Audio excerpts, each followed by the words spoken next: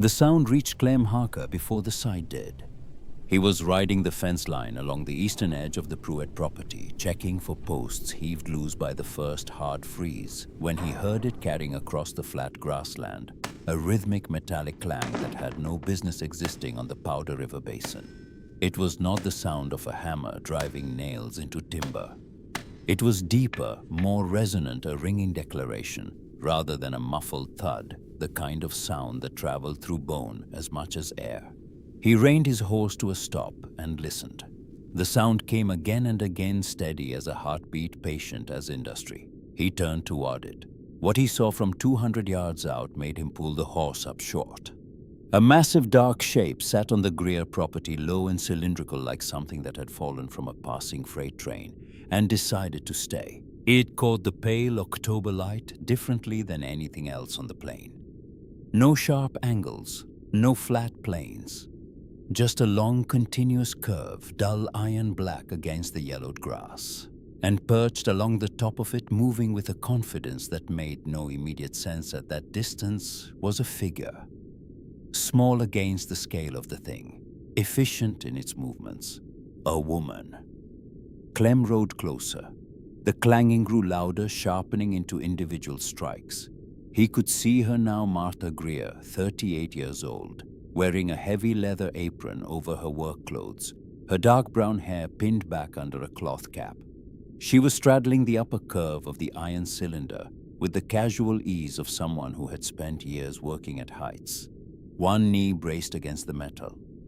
Both hands wrapped around a bucking bar she was pressing into a rivet head on the far side of the seam. Below her, her son Daniel, 12 years old, lean and serious, swung a hammer against the opposite end of the rivet with measured, deliberate force. Each strike drove the hot metal outward into a mushroom cap, pulling the thick iron plates together with a force that would outlast every wooden structure for 50 miles. Clem sat on his horse and stared for a long moment. Then, "Where's your husband, Mrs. Greer?" Martha lowered the bucking bar. She looked down at him with an expression that was not hostile, not amused, simply direct, in the way of someone who had been asked this question more than she could count, and had long ago stopped finding it interesting. 3 years in the ground. She held his gaze for exactly one beat longer than was comfortable. "I don't need a husband to drive a rivet." Then she turned back to the seam, pressed the bar into position, and nodded to Daniel, who raised his hammer. Clem Harker rode back to the Pruitt ranch with the image lodged behind his eyes like a cinder. The story of Martha Greer's iron house cannot be told without first telling the story of the winter that made it necessary. And that story begins not in the wide open of the Wyoming plain, but in a smaller, colder darkness, the inside of a log cabin at 3 in the morning. In January of 1891, the first winter the Greer family spent on their homestead. Martha had built the cabin herself the previous summer, following the advice of every neighbor who offered it. Green pine, they said. It is what is available. It is what everyone uses. It works. She was skeptical. She had spent 2 decades working with materials engineered to precise tolerances, and green pine was not a material that inspired confidence in a person who understood material science. But she was new to Wyoming, new to homesteading, and surrounded by men and women who had survived here for years using exactly this method. She deferred to their experience. She regretted it by November. The logs began drying in the arid high plains air, almost immediately shrinking as they lost moisture, opening hairline gaps along every joint. By December, those gaps were wide enough to feel the difference in temperature between one side of the wall and the other. She stuffed them with rags, with old newspaper, with strips cut from worn-out clothing. The gaps reappeared, or new ones opened nearby. The cabin was not a sealed vessel. It was a collection of wood pieces that were slowly, continuously renegotiating their relationship with each other as the moisture left them, and every renegotiation cost warmth. The stove was a good one, a cast-iron box stove she had bought second-hand in Cheyenne and hauled north on a rented wagon. She fed it religiously, waking twice in the night to add wood, keeping the fire from dying down to coals. It was not enough. The cabin lost heat faster than the stove could replace it, not through the walls so much as through the invisible, constant exchange of air. Cold air pushed in through the low gaps. Warm air leaked out through the high ones. The stove was heating a volume of air that was never actually contained, just passing through on its way somewhere else. It was on a night in late January that Martha understood how badly she had failed. She woke at 3 in the morning to a sound she had been half listening for, without knowing it, a change in Clara's breathing. Her daughter was 8 years old, small for her age, with lungs that had been fragile since a bout of pneumonia 2 winters earlier. The doctors had told Martha that cold, damp air was the enemy, that stable temperatures and dry conditions were what the child needed. Martha had chosen Wyoming in part because of its notorious dryness. She had not accounted for what green timber and uncontrolled air infiltration would do to the interior environment of a cabin. She crossed the dark cabin floor to where Clara slept and knelt beside her. The child's breathing was audible, a faint wet rattle on the exhale barely there, but unmistakable to a mother who had learned to listen for it. Martha put her hand on her daughter's forehead. Not feverish, not yet. But the air in the cabin was cold away from the stove, genuinely cold. And when Martha pressed her palm against the log wall above Clara's bedroll, she felt a thin, persistent draft moving against her skin. She looked up. Frost had formed on the interior surface of the wall. Not condensation, actual frost crystals, white and fine as powdered sugar growing inward from the cracks in the chinking. The cabin was not a home. It was a sieve, and her daughter was sleeping inside it. Martha did not go back to bed. She lit the oil lamp, moved to the small table near the stove, and sat down with a piece of paper and a pencil. She did not cry. She was not a woman who found relief in crying. She was a woman who, when confronted with a problem, picked up a pencil. She began to write down what she knew. She knew heat transfer. She had learned it not from textbooks but from 20 years of applied work, first watching her father at the forge in Allegheny County, Pennsylvania, and then doing the work herself. She knew that there were 3 ways heat moved: through direct contact between materials, through the movement of air, and through radiation, the way a fire warms your face, even when the air between you and the flame is cold. She knew that a log cabin's primary failure mode was the second one, uncontrolled air movement carrying warmth out and cold in. She knew that the solution to an air infiltration problem was not better insulation alone. It was a better seal. She also knew that she had, sitting in a rail yard outside Cheyenne, access to some of the best sealed vessels ever built by human hands. She had spoken to the yard foreman that summer when she passed through. 3 sections of boiler pipe decommissioned when the railroad upgraded to a newer design waiting to be scrapped. Each section 7 feet long, 10 feet in diameter, made from rolled iron plate 3/8 of an inch thick, joined by flanged edges, and sealed with lead-caulked riveted seams. They had been built to contain 200 pounds of steam pressure per square inch without failure. Compared to that engineering standard, containing the warmth of a small wood stove was, as Martha would later put it to her son, a considerably more modest assignment. She wrote numbers on the paper. Volume of interior space, surface area, the ratio between them. She compared it to a rectangle of equivalent volume and noted the difference in exterior surface. The cylinder, because of its geometry, offered less area through which heat could escape to the outside than any rectangular structure of equal size. She noted the thermal mass of the iron itself, unlike wood, which resisted heat transfer. Iron conducted it freely, meaning the entire shell of the structure would equilibrate to the interior temperature, and then radiate that temperature back into the living space from every direction simultaneously. The walls would not be cold surfaces that chilled anyone who came near them. The walls would be warm, every wall, at once. She also wrote down the problem she would need to solve. Iron conducts heat freely in both directions. If the shell were in direct contact with the outside air at every point, it would lose warmth through the metal itself. She needed a thermal break at the seams. She wrote the word slag and circled it. The rail yard produced slag as a byproduct of its metalworking operations. Porous, lightweight, a terrible conductor of heat, normally disposed of as waste. She had seen men literally shoveling it into a ditch.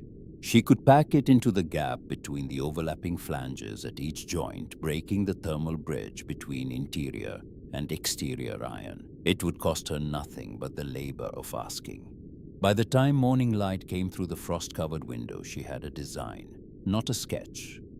A set of specifications, dimensions, material, sequence of assembly, riveting pattern, caulking method, stove placement, ventilation path. It was the kind of document she had produced dozens of times in Pennsylvania, the kind that had always been filed under her father's name. This time, it had her name on it, and there was no one to change it. The real trial began after midnight in that log cabin, and it continued for the remaining weeks of winter with the grinding patience of something that will not be resolved by effort alone. The stove, no matter how much wood Martha fed it, could not keep pace with the invisible drainage happening at every joint and crack. By 3 each morning, the temperature inside would drop to match the killing cold outside. She slept in her coat, Daniel slept in his. Clara slept in everything Martha could pile on top of her. And still the rattle in her chest came and went like a tide that Martha could neither stop nor predict. The failure was not a matter of trying harder. The container was wrong, and Martha had spent her professional life understanding that when the container is wrong, you do not fill it more aggressively.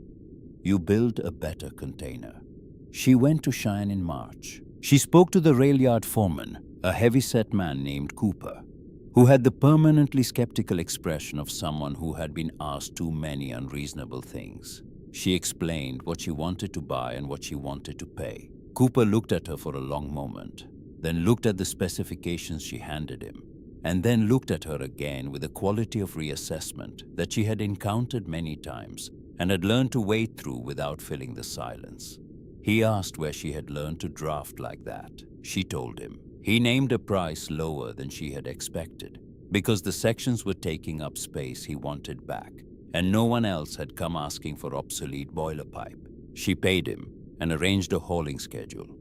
The hauling took 3 separate trips over 2 weeks in early summer, each requiring a borrowed flatbed wagon and a team of 4 horses, and the level of logistical patience that Martha had in abundance and that the horses did not. One section had to be partially unloaded and rolled across a creek bed when the bridge foreman refused to let the wagon cross.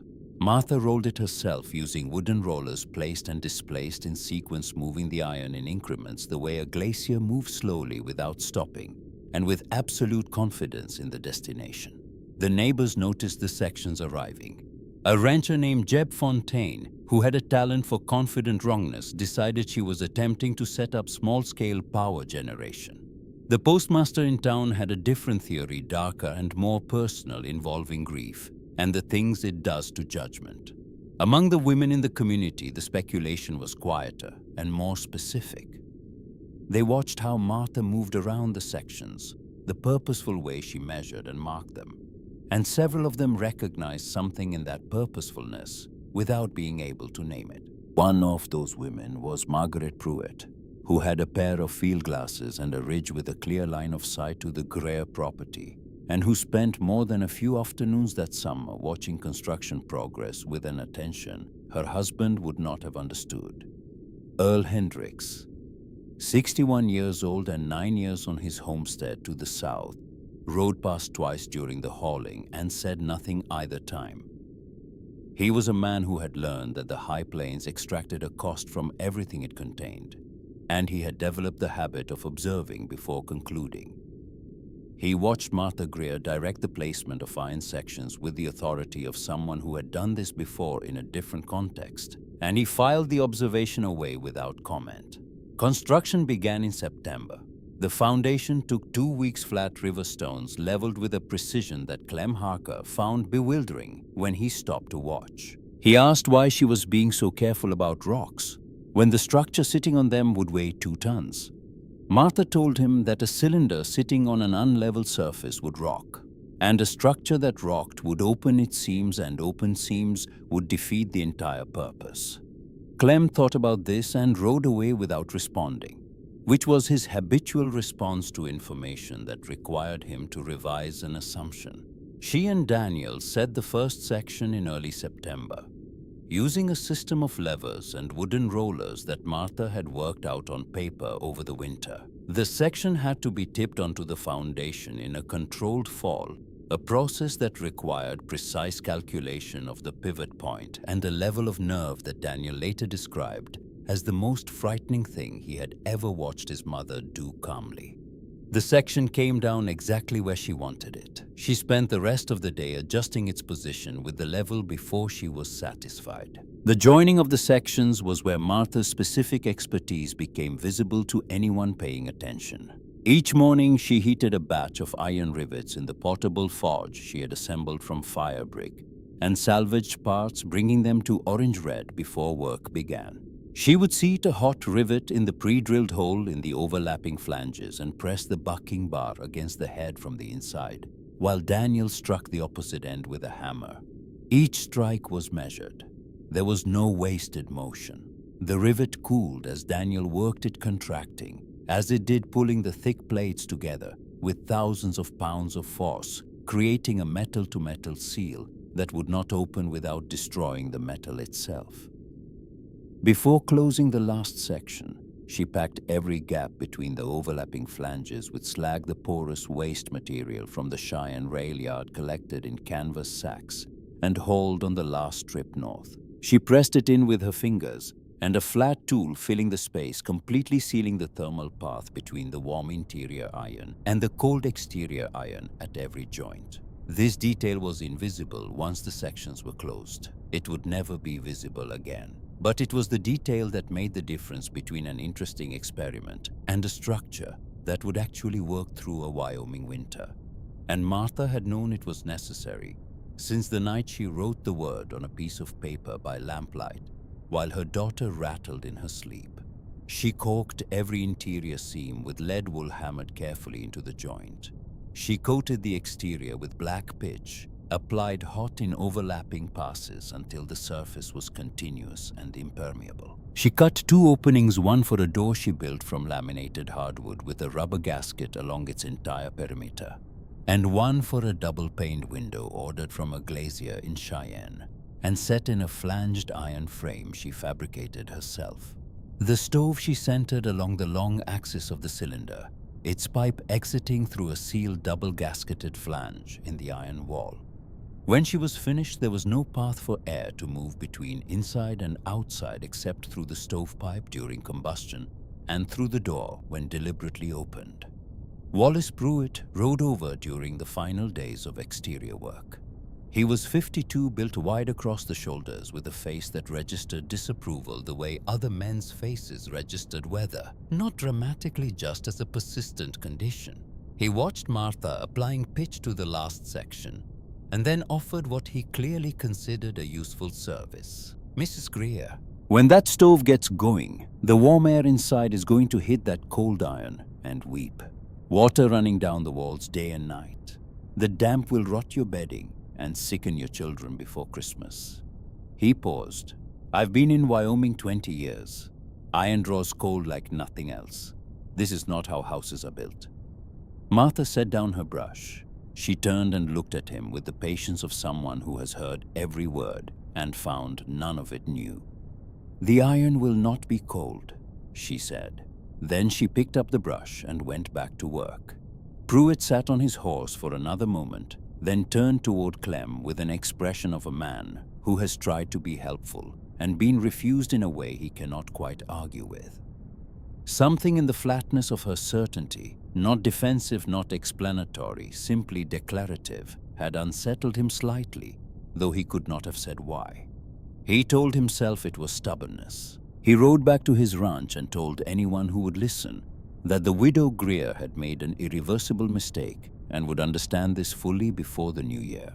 What Pruitt could not have understood without a specific kind of knowledge his experience had not given him was why Martha's confidence was not stubbornness. It was the product of a precise technical understanding of why condensation forms and what conditions prevent it.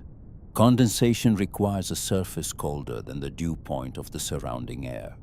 In a log cabin, the walls could easily sit at 30 degrees cold enough to freeze moisture out of the air on contact. But in Martha's design, the interior surface of the iron shell was not going to be cold. The stove would radiate heat in all directions. Iron, unlike wood, would conduct that heat throughout the entire shell, not just near the stove, but across the whole curved interior surface floor to ceiling end to end. The wall would be the warmest surface in the room. Condensation requires a cold surface. There would be none. On a Tuesday evening in the second week of October, Martha lit the stove in her iron house for the first time. She used kindling and 2 small logs less fuel than she would have used in the old cabin to take the chill off a single morning. She and Daniel and Clara sat in the space and waited. The warmth came slowly at first, the stove heating the air around it, the air warming the nearby iron, the iron conducting the warmth outward along its length in both directions simultaneously. After 20 minutes, Martha put her bare hand against the curved wall at the far end of the cylinder 8 feet from the stove. The iron was warm, not hot warm and uniform, a steady emanating heat that came from the material itself rather than from the air passing over it. She had felt this before from the walls of a well-fired boiler room, where iron structures held the warmth of the furnaces for hours after the fires went down. She had expected it. Expecting it did not diminish it. Daniel was watching her face. "It's working," he said. Martha kept her hand on the warm iron and looked at the curved ceiling above them, a vault of metal that had once been built to contain the explosive force of pressurized steam and was now quietly, continuously sharing its warmth with 2 children and their mother. "It was always going to work," she told him. "We just needed to build it." Clara was sitting on the plank floor near the center of the room, cross-legged, breathing the dry, warm air with the deliberate depth of a child who has learned to notice when her lungs are comfortable. She looked up at her mother. She was not coughing. The air was warm and dry and completely still, and she was not coughing. The iron house became the subject of sustained community attention almost immediately. Men who had never spoken to Martha found reasons to ride past her property. The criticism was not malicious for the most part. These were people who had survived Wyoming winters by following rules that worked. And the rule about iron and cold was not invented, it was observed. Anyone who had grabbed an iron fence post without gloves in January knew this in their bones. The idea that an iron structure could be warm was not merely unusual. It was counterintuitive to the point of seeming delusional. What the critics were missing was context. The fence post, they remembered, was cold because it had no heat source. It had equilibrated to the outside air. Martha's cylinder had a heat source inside it, and unlike a wooden structure, it would not confine that heat to the area near the stove. It would distribute it. The entire interior surface would participate. The critics were applying their experience of iron in one thermal condition to predict its behavior in a completely different one. It was a reasonable extrapolation. It was also wrong. Margaret Pruitt stopped by on an afternoon in early November. She came alone on foot without announcement, having walked the half-mile from the Pruitt property rather than making the visit visible from a distance on horseback. She stood outside the cylinder for a moment, studying the lines of the structure with an attention that was different from her husband's dismissive appraisal, closer. More specific, reading something in the geometry that she had been working out for months from a distance. Then she knocked. Martha opened the door. The 2 women looked at each other. Margaret had her drawings with her folded inside her coat, not of a house, not yet, but of the seam details she had been trying to work out from observation alone. She had gotten most of it right. She had not been able to figure out the flange overlap dimension from the outside. And that gap in her understanding had been the thing that brought her here. "I've been watching you build it since June," Margaret said. "From the ridge. I have questions about the seams." Martha opened the door wider. "Come in. I'll show you the drawings." They sat at the small table for 2 hours. Martha spread the specifications across the surface, and Margaret studied them with the focus of someone who has been thinking about something for a long time and is finally receiving the information they needed to complete the thought. She asked precise questions not about the concept which she had already absorbed, but about the specific choices. Why overlapping flanges rather than butt joints? Why lead wool rather than oakum? Why center the stove on the long axis rather than at the end? Martha answered each question directly. She did not ask why Margaret was interested, because the quality of the questions answered that for her. Before Margaret left, she turned at the door and looked back into the warm interior. "Wallace doesn't know I'm here." "I assumed not," Martha said. They understood each other without needing to say anything further. 2 days later, the sky to the north changed. It went from the pale blue of a cold, clear day to a flat, milky, pressurized white that had a quality to it like a held breath. The cottonwoods along the dry creek bed began moving in a wind that was not gusty, but continuous and growing. Martha stepped outside and stood facing north. The air had a mineral smell, iron cold and different from the ordinary cold of November. She went inside and looked at her thermometer. Then she looked at her wood pile. She spent the rest of the afternoon moving split wood from the outdoor pile to the storage area inside the lean-to. She worked steadily without hurry and did not stop until the indoor supply was full. Daniel helped without being asked, reading the urgency in the rhythm of her movements. Clara sat in the doorway wrapped in a blanket, watching them, her breath making small white clouds in the cooling air. When they were finished, Martha stood in the lean-to doorway and looked north. The white sky had descended. The horizon was gone. Clem Harker came past at a flat gallop, heading toward town, leaning low over his horse's neck. He called something that the wind took most of. She caught only the shape of the words. The worst in 20 years. She went inside and secured the door. The storm did not arrive the way storms are supposed to arrive. There was no dramatic wall of cloud, no single moment when the weather changed and the world acknowledged it. Instead, the Powder River Basin simply disappeared. The horizon softened. Then the tree line blurred. Then the distances collapsed inward until the visible world shrank to 50 feet, then 30, then 10. By the morning of the second day, the iron cylinder sat in the center of a white void that had no edges and no depth. Just a continuous moving pressure of driven snow that the wind carried horizontally with enough force to strip bark from exposed timber. Inside the cylinder, the thermometer on the interior wall read 66 degrees Fahrenheit. Outside, it had dropped to -14. Martha recorded both numbers in her log, as she had done every morning and evening since the first night she lit the stove. The log was not sentimental. It was a column of figures, temperatures, and fuel consumption, and weather observations kept in the same format she had used to record boiler performance data in Pennsylvania. Data did not argue. Data did not repeat the received wisdom of 20 Wyoming winters. Data simply was, and what it was telling her with the accumulated certainty of weeks of consistent readings was that the iron house performed exactly as designed. The stove burned 6 pounds of split wood in an evening to maintain 65 degrees in temperatures that drove her neighbors to burn 3 times that and still wake to frost on their interior walls. Daniel checked the stove at 6 each morning. He shook down the ash, added 2 logs, adjusted the damper to the setting Martha had marked with a scratch in the iron. He did this without being reminded. The storm had been building for 3 days. He had not missed a morning. Clara was better in the cylinder than she had been anywhere since before her illness began in earnest.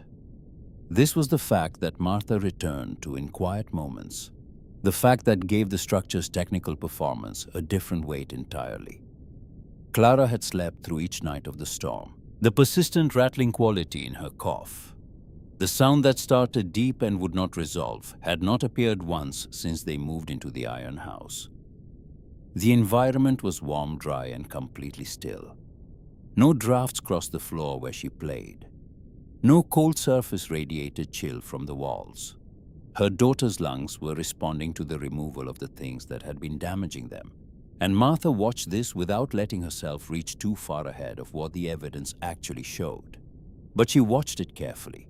2 miles north and west, the situation inside the Pruitt Ranch house was categorically different. Wallace Pruitt had 2 stone fireplaces, both large enough to take 4-foot logs, and he had kept both burning at maximum capacity since the storm began. He had more than enough wood. He had enough wood to heat the structure properly if the structure had been capable of being heated properly, which it was not. The house had over 800 linear feet of log joints, and the winter of 1892 was not behaving like a normal winter. The temperatures were lower, and the winds were higher, and the combination was driving cold air through gaps that summer inspections had missed, exploiting every imperfection in a structure that had been slowly drying and shifting and opening for years. Margaret measured the temperature in the sleeping wing on the morning of the third day, 31 degrees. The main room, with both fireplaces roaring, read 54 degrees at shoulder height and 42 degrees at floor level. She told Wallace. He stood in the doorway of the sleeping wing, looking at the frost on the interior log surface, thick white crystals clustered around every joint, and said nothing useful. He went to add wood to the south fireplace. The pregnant heifers were in the north pasture. This had been sitting at the back of Pruett's mind since the storm began, a low continuous pressure. 17 heifers in their first or second pregnancy, their calves representing the following year's income. He had put them in the north pasture because the terrain offered a natural windbreak along the creek bed. He had not anticipated a storm capable of making the north cut bank irrelevant. He had tried to move them into the main barn on the second day of the storm, but the wind had been building, and 2 of the horses refused to work against it, and he had gotten 6 animals inside before he had to abandon the attempt. The remaining 11 were still out there. On the morning of the 5th day, the storm reached its peak. The wind gusted at what Pruett estimated as 60 miles per hour, driving the existing snow from the ground and mixing it with new snow falling from above, until the distinction between sky and earth dissolved completely. The temperature dropped to -25. He stood at his front window, which had gone opaque with interior frost, and scraped a small clear patch with his thumbnail. The world outside was a single undifferentiated white that moved. He turned away. Clem was waiting by the door, his coat already on his hat pulled low. Pruett pulled on his own coat. They rode north on their 2 hardiest horses, staying close enough to keep each other in sight, a length of rope tied between the saddles, not enough to stop a fall, but enough to maintain contact if one of them went down in a drift. The wind drove the snow against them from the left side with a patient cumulative efficiency. Pruett could not feel his left hand inside its glove. He kept moving the fingers to confirm they were still responding. They found 12 of the heifers in the draw against the cutbank heads, lowered enduring. The other 5 were 40 yards further east in a shallow depression. 3 were standing, 2 were lying down. The standing animals would probably survive. Cattle could endure extraordinary cold with adequate body condition and shelter from wind. The 2 lying animals were a different question.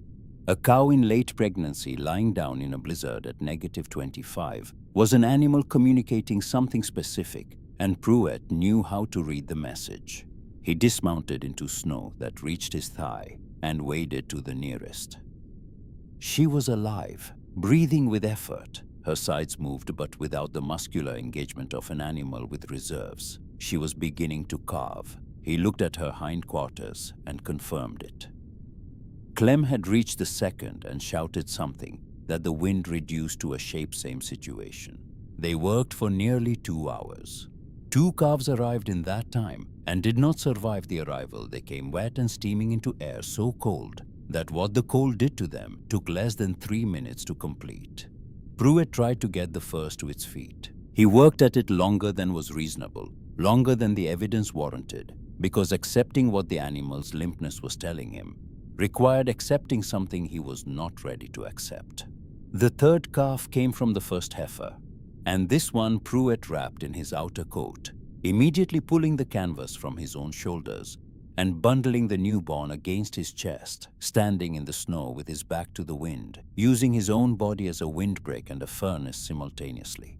He stayed in that position until he felt the animal push against him with its legs. He and Clem needed to leave. This was a physical fact rather than a decision. They had been out for nearly 2 hours, and both of them had crossed from uncomfortable into the territory where the body begins negotiating with itself about what it can afford to maintain. Pruitt's feet had stopped reporting information below the ankle. His left cheek, the side that had taken the wind, had passed through painful into numb. In a progression he recognized as one that required immediate attention. He mounted. He could not find north. The storm had shifted slightly, rotating the wind just enough to disorient his sense of the land beneath the snow. He knew the general direction of the ranch house, but not the precise line, and in a whiteout, a deviation of 20 degrees from the correct heading would carry him past the buildings entirely and out into the open basin. Clem pointed. Pruitt looked and could not see what Clem was pointing at. Clem urged his horse closer and pointed again more emphatically, and this time Pruitt followed the line of his arm out into the white and found it a shape dark and continuous, sitting in the middle of the storm like a piece of information the weather had failed to erase. The iron cylinder. It stood out not because of its size, but because it was dry. Every other surface in the visible world was uniformly white. The iron was bare. The snow that struck it did not accumulate. It contacted the warm metal and released its hold and slid away. And the cylinder stood in the blizzard exactly as it had stood in September, sealed and dark and indifferent to the argument around it. Pruitt stared at it. He had spent 6 months assigning this structure to the category of foolish mistakes. What he was looking at could not stay in that category. The absence of snow on its surface was not a small detail. It meant the outer shell was warm enough to melt contact snow, which meant the interior was generating heat that was conducting through the iron to the outside surface, which meant that in the middle of a storm that was defeating every conventional shelter he owned, the iron cylinder was running warm enough to affect its own exterior environment. He turned his horse toward it. He reached the structure and pressed himself against the curved surface, bracing against it, while his mind organized itself. His right hand pressed flat against the iron through the leather of his glove, registered something that reorganized his thinking more efficiently than any argument could have. The iron was warm, not slightly warm, not residually warm, warm in a present tense, active, continuous way. Warm against his palm through the glove, warm enough that he pulled the glove off and pressed his bare skin against the metal and felt the same thing. A gentle, steady emanation like a living thing maintaining its own temperature. He stood in killing cold with his bare hand flat against a wall of iron, and the iron was warm. Around the base of the cylinder, a narrow strip of clear ground traced the entire perimeter. Snow came to within a few inches of the base and stopped. Every other surface in the world was buried. This one had made different arrangements with the cold. Clem had already taken both horses to the lean-to. Pruitt found the door. He raised his fist and knocked, and then the door opened, and Martha Greer stood in the frame with warm lamplight behind her. And the air that came through the opening was like stepping from one season into another. She looked at him. The ice on his beard, the pallor of his left cheek, the way he held his right hand away from his body, and said without any ceremony, "Your cheek is frostbitten. Come in." She stepped back. He entered. He stood in the center of the cylinder and turned slowly, taking inventory. Clara was asleep on a low bed near the far wall, her breathing even and audible in the sudden quiet. Daniel was at the table with a book, watching the two men with the alert stillness of a child who has learned to read rooms. The interior walls were uniformly dry, no frost on any surface, no condensation tracking down from the ceiling. The air smelled of wood smoke and the faint mineral warmth of heated iron, and it surrounded him from every direction at once, not the aggressive local heat of standing near a fire, but a pervasive even warmth with no cold spots and no gradients. The warmth of an environment that had simply decided on a temperature and held it. Pruitt's voice came out rougher than he intended, shaped by cold and something that was not quite emotion, but lived close to it. 3 of my heifers were calving in the storm. Lost 2 calves. The third one's alive. He paused. I need to know if your lean-to holds 2 more horses. Martha was already moving the tin pot to the top of the stove. The lean-to holds 4. Clem can settle them. She said this as the next logical step in a sequence, not as a question requiring his confirmation. He sat down because his legs had decided this independently of his preferences. The warmth worked on his hands and face in the way returning circulation always does with discomfort first. Then something worse than discomfort. Then a gradual settling of the feeling back into normal. He pressed his right hand between his knees and breathed through it. After a while, he looked up. He looked at Clara sleeping. He looked at the walls, the curved, dry, warm walls, doing what he had told everyone they could not do. He looked at Martha, who was sitting across from him now, with her own hands around her own mug, watching him with the patience of someone who has already won the argument and has no interest in receiving credit for it. "Your girl," he said. "She's not coughing." Martha looked at her daughter. Something moved across her face that she did not quite keep still. "No, she's not." Pruitt reached out and put his palm flat against the interior wall nearest him. It was warm from this side, too warmer than the outside, radiating a gentle and consistent heat that had nothing in common with the aggressive local warmth of a fire, and everything in common with the overall warmth of a well-regulated room. He sat with his hand on the warm iron and listened to the storm accomplish nothing whatsoever against the cylinder's sealed and patient warmth. "You didn't build a house, sir," he said. "You built a summer day and sealed it in iron." Martha looked at him for a moment. Then she got up and added another log to the stove, not because it was needed, but because she needed somewhere to put her hands. Pruitt stayed the night and Clem with him. They slept in their coats on the plank floor, and neither of them was cold. In the morning, the storm was still howling, and they stayed another day. And on the morning of the third day, the wind had dropped enough to make the ride back possible. Pruitt said nothing meaningful when he left. He took his horse from the lean-to and mounted, and rode north without looking back. Martha watched him go from the doorway, and then closed the door and recorded the day's temperature in her log. The storm broke on the 14th day. Not with drama, the wind simply diminished incrementally, until one morning the driven snow was falling straight down instead of sideways, and the visible world expanded outward from the cylinder's small window in stages like a developing photograph. First the lean-to, then the fence line, then the bare, dark cottonwoods along the creek bed, then the basin itself opening out under a sky that had gone from opaque white to a pale, exhausted blue. Martha opened the door for the first time in 4 days and stood in the doorway. The landscape was one of erasure. Fence posts had disappeared to their caps.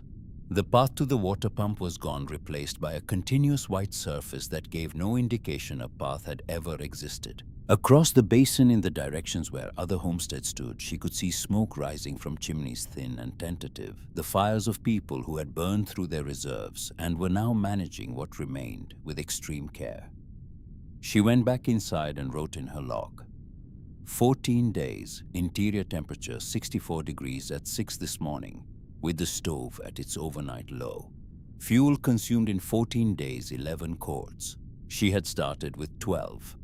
The survey of damage across the Powder River Basin took the better part of 2 weeks.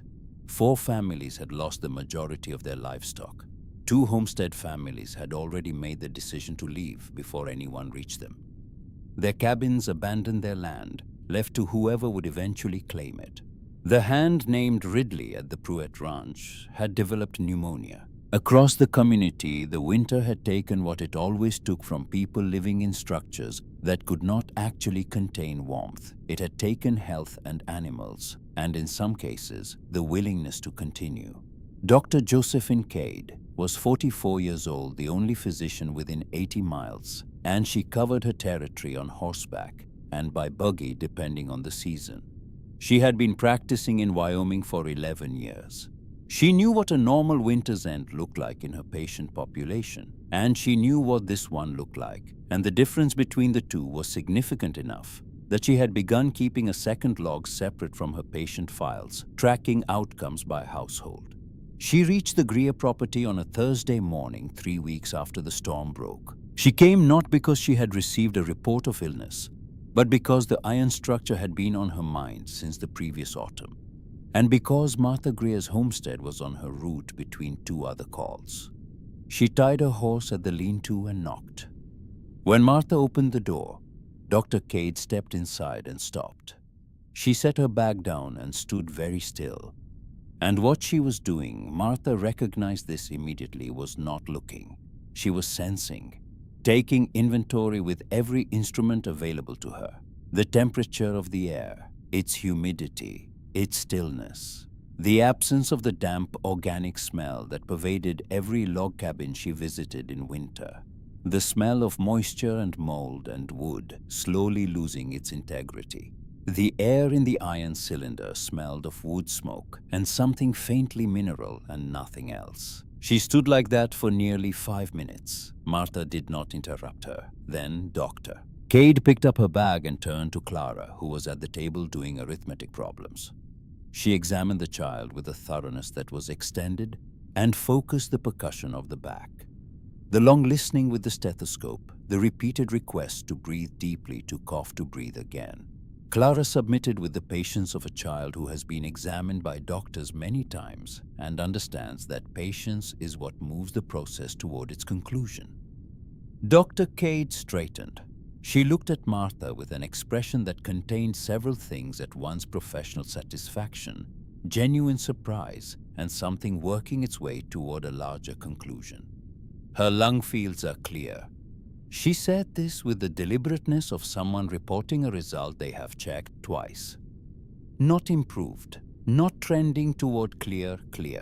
I examined her in October before the storm. She had the beginning of consolidation in the lower left lobe. That consolidation is gone.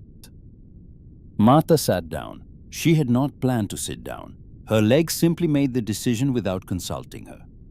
The air in this room, Dr. Cade continued, her eyes moving around the curved interior walls, is doing something I have not encountered in 11 years of practice on this basin. It is warm, it is dry, and it is not moving. Those three conditions together are therapeutic, not metaphorically, clinically. She pulled out her notebook and began asking questions in the small, dense script of someone who intends to use the information. Interior dimensions, stove size, fuel type, ventilation path, sealing method. She asked about condensation. Martha told her there had been none, not on the walls, not on the window, except in the first few days before the iron fully equilibrated. Dr. Cade wrote this down with the emphasis of someone underlining a key finding. She had been keeping the second log since the storm broke.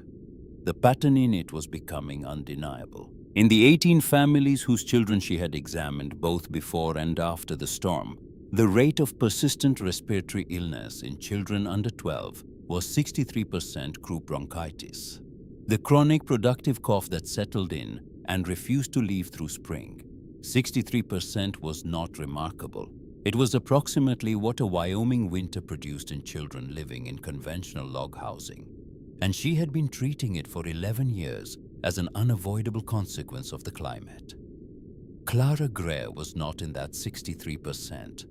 Clara Greer, who had arrived in Wyoming with damaged lungs and spent the worst winter in 20 years inside an iron cylinder, had clear lung fields.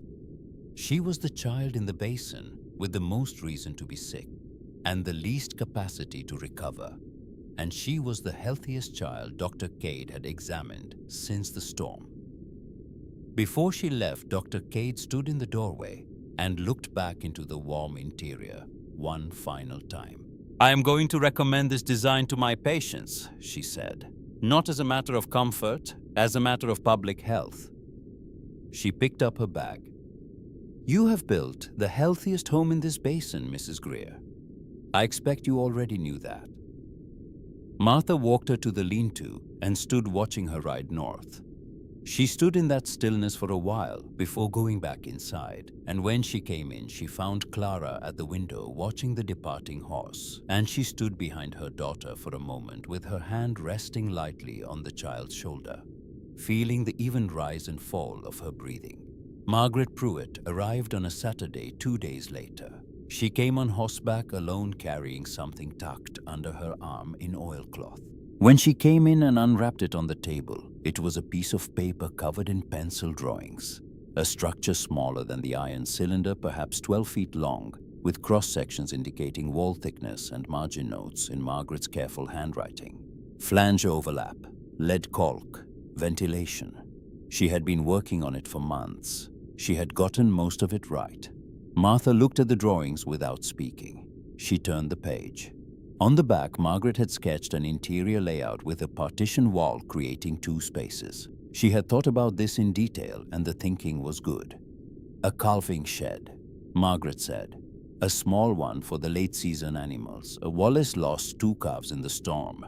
He won't say so directly, but he knows why he lost them.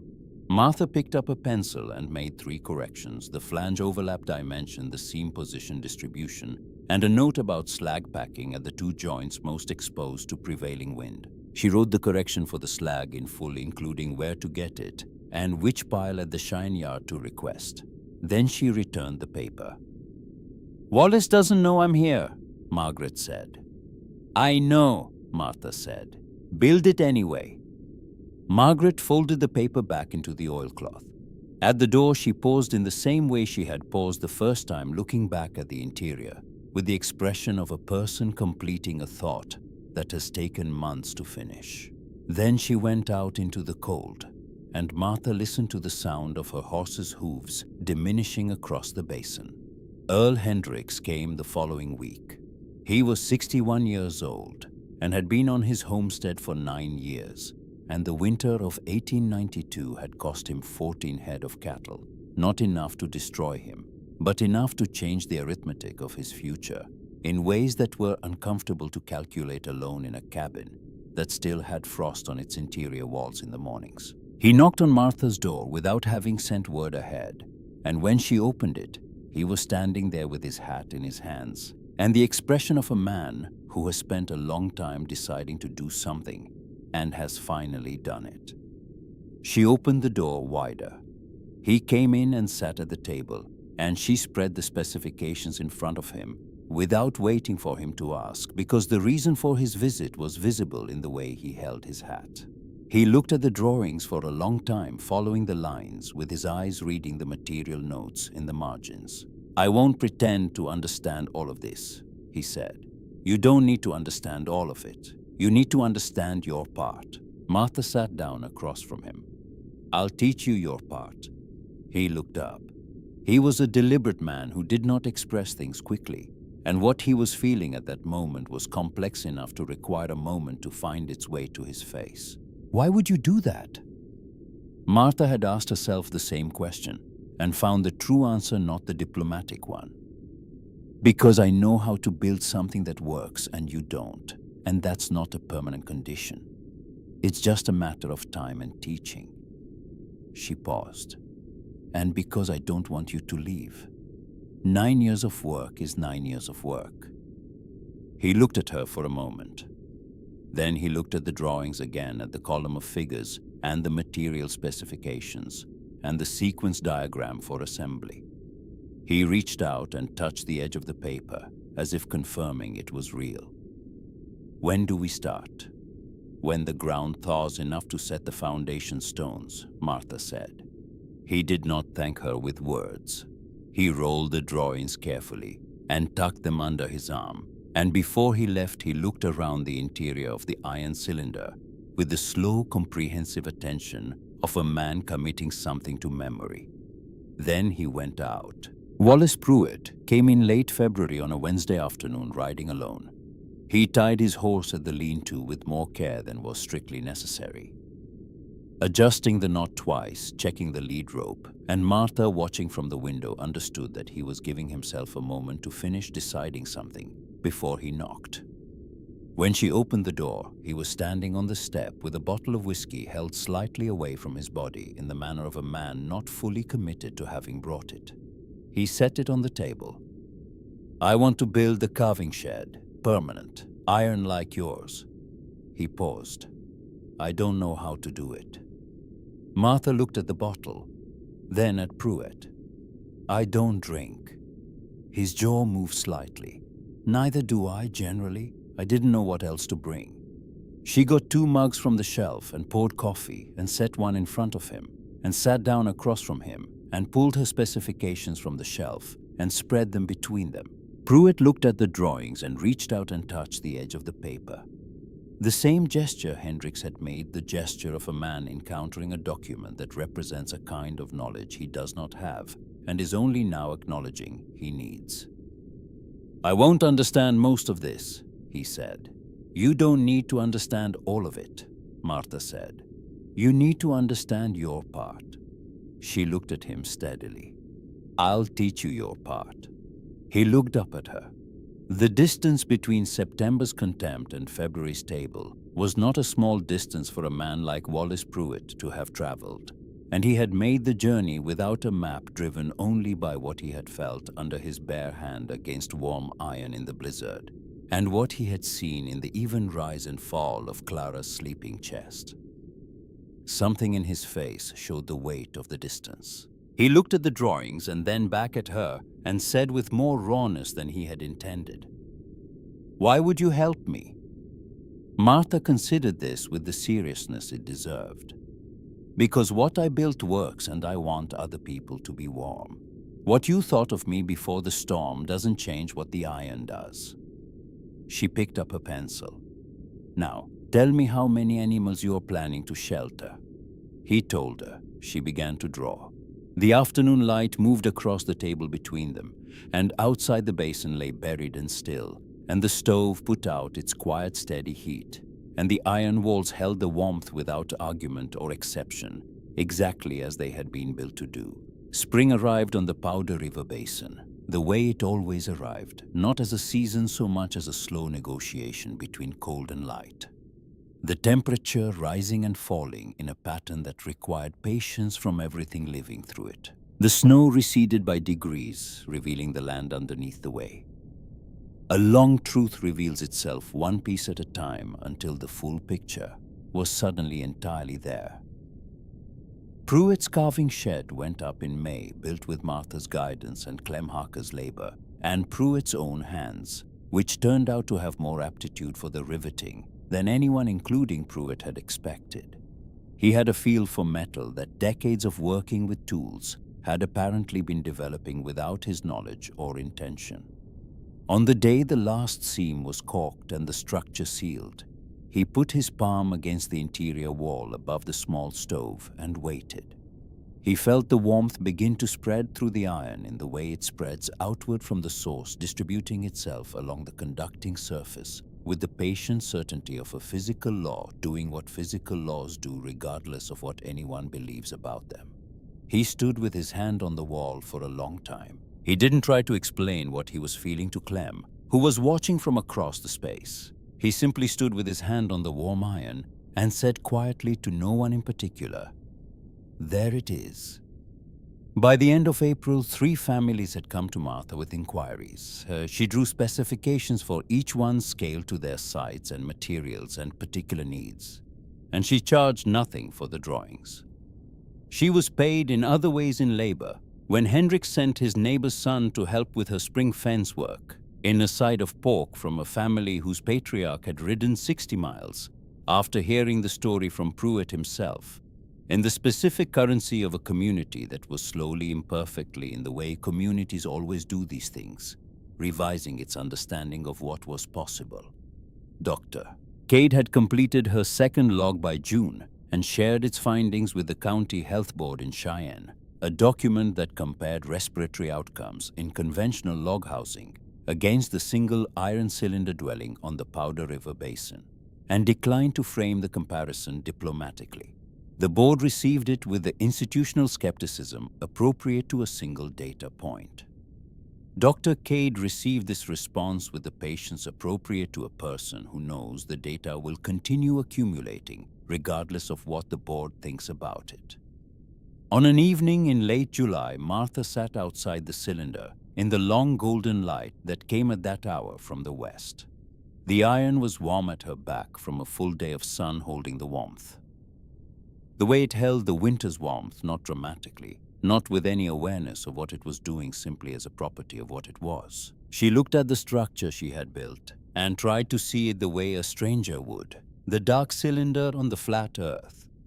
The absence of anything like it for 50 miles. The way it refused to look like a house while refusing to look like anything else. The way it simply was what it was. Daniel came and sat beside her. He was 12 and would turn 13 in September, and he had grown 2 inches since October. He looked at the cylinder and then at his mother with the directness she had modeled for him without ever explicitly teaching it. Are we going to build more for other people? Martha thought about Hendrix and his 9 years of work. She thought about Margaret Pruitt's drawings with their corrected flange dimensions. She thought about the families who had come with questions and the families who would come. We're going to teach people to build them themselves, she said. That's better. Daniel was quiet for a moment, working through this distinction. Why is that better? Martha watched the evening light move across the iron surface. Because if I build it for them, they have a warm house. If they learn to build it themselves, they can build one for the next person. She paused. The idea is the thing that lasts, not the building. Clara came around the far end of the cylinder at a run, her boots loud on the packed earth. Her hair coming loose from its braid, her face carrying the specific, uncomplicated joy of a body that has discovered what it is capable of and is testing the discovery. She ran past them without stopping and kept running a circuit of the iron house in the golden evening light, her breath steady and clear, her lungs doing what lungs are supposed to do without rattle or effort, or the listening silence of a mother waiting for the sound that would mean something had gone wrong. Martha watched her daughter run and said nothing more because nothing more needed to be said. The iron held the last of the day's warmth against her back. The basin stretched out in every direction, enormous and various, and shot through with horizontal light. And somewhere to the north and west, in the places where other families were beginning to ask different questions than the ones they had been asking before. January, the idea was already moving through Margaret Pruitt's careful drawings, through Earl Hendrix's specifications, rolled under his arm, through the second log in Dr. Cade's saddlebag, through the particular warmth that Pruitt had felt under his bare hand against iron in a blizzard, and had never been able to stop thinking about since. The iron had not been cold. She had known it would not be cold. She had built accordingly from a set of specifications she had written by lamplight, while her daughter struggled to breathe from knowledge she had spent a lifetime accumulating, in a context that had never permitted her to put her name on what she made. She had brought that knowledge to a piece of land in Wyoming and applied it to the problem in front of her with the same precision she would have applied to any engineering problem, because the principles did not change depending on who was applying them, and the cold did not negotiate, and her daughter needed air that was warm and dry and still. Clara ran past again, laughing now at something a startled hen, a gust of wind, nothing at all the simple surplus of energy that belongs to a body that is working correctly and has been given room to discover this. She ran past and around and kept running, and the iron cylinder stood behind Martha, solid and warm, and exactly what it had always been, patient in the way of things that are built correctly and have no reason to be anything else.